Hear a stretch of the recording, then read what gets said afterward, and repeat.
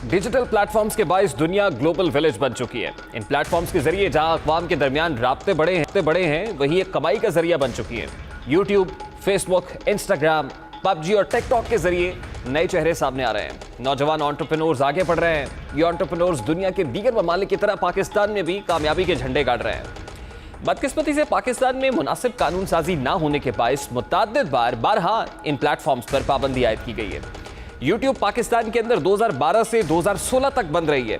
इन 4 सालों के दौरान हुकूमती सतह पर यूट्यूब इंतजामिया से कोई बात नहीं की गई। हालिया लॉकडाउन के दौरान जहां मुल्क भर में लाखों नौजवान बेरोजगार हुए, वहीं कई एंटरप्रेन्योर्स सामने आए जिन्होंने यूट्यूब, पबजी और टिकटॉक के जरिए पैसे कमाने का आगाज किया। लेकिन हुकूमत ने पबजी और टिकटॉक और फिर बिगो ऐप पर भी पाबंदी आयद करने का फैसला किया है। हालिया पाबंदी लगाई है पीटीए की तरफ से। इस पाबंदी की जो वजूहात बताई गई हैं उनमें फ़िरका वाराना, गैर अखलाकी और काबिल एतराज़ मवाद शामिल है। टिकटॉक के मुताबिक उन्होंने 5 करोड़ के करीब वीडियोस डिलीट की हैं, जिनमें से 30 लाख वीडियोस पाकिस्तान से थी। टिकटॉक को पाकिस्तान में तकरीबन 3 करोड़ 90 लाख मरतबा डाउनलोड किया जा चुका है और ये गुज़श्ता साल व्हाट्सएप और फेसबुक के बाद तीसरी सबसे ज्यादा डाउनलोड की जाने वाली ऐप थी। इसी तरह बीगो लाइव को 1 करोड़ 70 लाख मरतबा डाउनलोड किया जा चुका है और यह मुल्क की 19वीं सबसे ज्यादा डाउनलोड की जाने वाली ऐप है।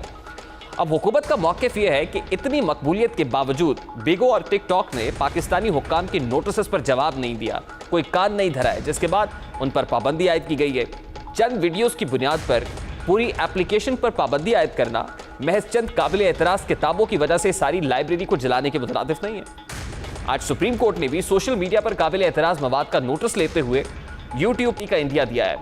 अदालत ने सोशल मीडिया और यूट्यूब पर काबिल एतराज़ मवाद का नोटिस लेते हुए वजारत खारजा और अटॉर्नी जनरल को नोटिस जारी कर दिया है। अदालत उस्मा की जानिब से ये नोटिस फ़िरका वाराना केस में मुल्जिम शौकत अली की जमानत की दरख्वास्त की समाअत के दौरान लिया गया।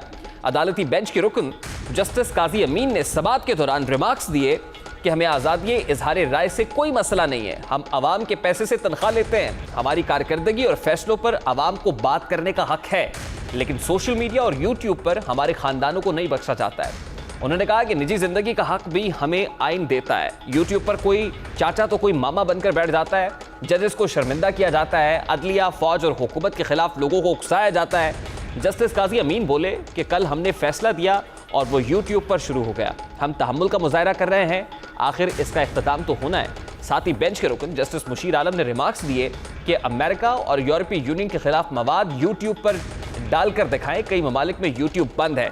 जस्टिस काजी अमीन ने पूछा कि क्या FIA और PTA ने देखा है कि यूट्यूब पर क्या हो रहा है, ऐसे जुर्म के मुर्तकिब कितने लोगों के खिलाफ कार्रवाई हुई, ये सवाल भी किया गया।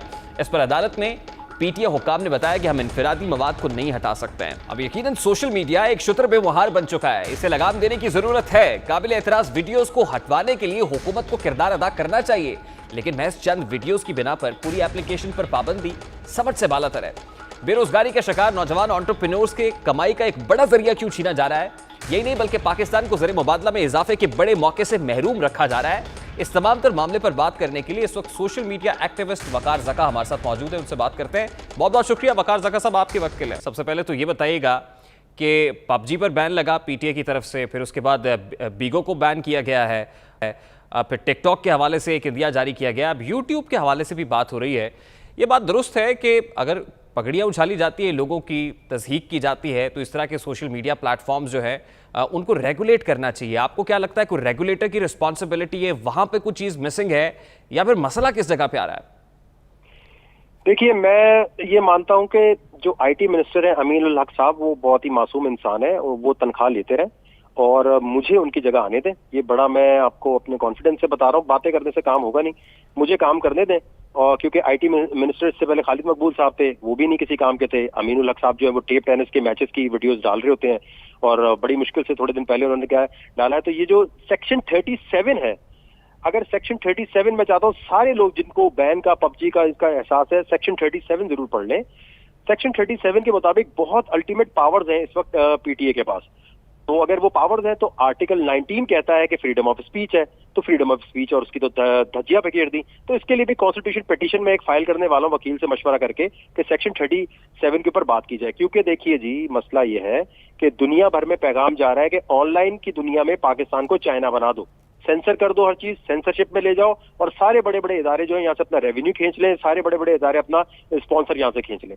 तो मेरे ख्याल से ये रेगुलेटर्स का कसूर है, पॉलिसी मेकर्स का कसूर है। आपको पॉलिसी ऐसी बनानी चाहिए और एक पॉलिसी तो अभी फौरन लागू करनी चाहिए, वरना फेसबुक भी बंद होगा, इंस्टाग्राम भी बंद होगा, जहां तक मेरी खबरें। और वो ये है कि कोई भी मजहबी डिबेट तबलीग कर सकते हैं, लेकिन मजहबी डिबेट यूट्यूब या फेसबुक या सोशल मीडिया पे नहीं की जा सकती, क्योंकि उसके नतीजे में कमेंट सेक्शन में गलीज किस्म के कमेंट्स दिए जाते हैं। ये जो भी आपने मुनाजरा करना है वो मस्जिद में बैठ के करें, जहां पर तालीमी और तालीम याफ्ता लोग हों। जिस दिन ये बंद कर देंगे सोशल मीडिया साफ हो जाएगा। बिल्कुल ठीक है। आप रेगुलेशन की बात करें ना कि हुदूदो क़यूद का पाबंद होना चाहिए। आपको याद होगा कि पिछले दिनों जब इसकी रेगुलेशन के हवाले से बहुत बात उठी थी तो फेसबुक के जो नुमाइंदे हैं उनको तैनात करने की बात हो रही थी कि पाकिस्तान में इन ऐप्स के नुमाइंदे जो है उनको चाहिए कि अपना ऑफिस यहाँ पे इस्टेब्लिश करें ताकि पीटीए उनके साथ जो है वो लाइजन के अंदर आ सके। तो जब इस तरह की बात होती है तो फिर इन ऐप्स के तरफ से, कंपनीज की तरफ से जो है वो भी कुछ सपोर्ट नहीं दी जाती है। तो आपको नहीं लगता कि उस एंड से भी जो है बहुत रिजिडिटी शो की जाती है, कोई फ्लेक्सिबिलिटी शो नहीं की जाती और हम अपने घुटने टेक देते हैं? नहीं सर, इसमें सबसे मैं अहम आपको एक बात बता दूं, ये इसकी एग्जाम्पल इस तरह है। टिकटॉक को इन्होंने दी है लास्ट वार्निंग, ये बोला है ना पीटीए ने, मुझे जरा correct me if I am wrong. जी जी बिल्कुल। अच्छा, ये लास्ट वार्निंग दी किसको है? ये बाइट डांस के नाम से कंपनी है चाइनीज, क्या उसको लास्ट वार्निंग दी है पीटीए ने? क्या देखो भाई, अगर तुमने यहाँ नाजिबा कंटेंट जाने दिया या आपने टिकटॉक कंटेंट मेकर्स को दिए, ये जरा वाजे कर दें। पहली बात तो ये है कि इन्होंने आज तक ईमेल ही नहीं भेजी किसी को, और दूसरी बात ये है कि यूट्यूब और फेसबुक के लिए पाकिस्तानी मार्केट बहुत छोटी है, उनके लिए लीस्ट कंसर्न है। कल को आप ज्यादा बोलेंगे वो कहेंगे ठीक है जी, हम आप बंद कर दें यहाँ से, यहाँ पर हमारा ऑफिस, वरना फेसबुक भी बंद होगा, इंस्टाग्राम भी बंद होगा, जहां तक मेरी खबरें। और वो ये है कि कोई भी मजहबी डिबेट तबलीग कर सकते हैं, लेकिन मजहबी डिबेट यूट्यूब या फेसबुक या सोशल मीडिया पे नहीं की जा सकती, क्योंकि उसके नतीजे में कमेंट सेक्शन में गलीज किस्म के कमेंट्स दिए जाते हैं। ये जो भी आपने मुनाजरा करना है वो मस्जिद में बैठ के करें, जहां पर तालीमी और तालीम याफ्ता लोग हों। जिस दिन ये बंद कर देंगे सोशल मीडिया साफ हो जाएगा। बिल्कुल ठीक है। आप रेगुलेशन की बात करें ना कि हुदूदो क़यूद का पाबंद होना चाहिए। आपको याद होगा कि पिछले दिनों जब इसकी रेगुलेशन के हवाले से बहुत बात उठी थी तो फेसबुक के जो नुमाइंदे हैं उनको तैनात करने की बात हो रही थी कि पाकिस्तान में इन ऐप्स के नुमाइंदे जो है उनको चाहिए कि अपना ऑफिस यहाँ पे इस्टेब्लिश करें ताकि पीटीए उनके साथ जो है वो लाइजन के अंदर आ सके।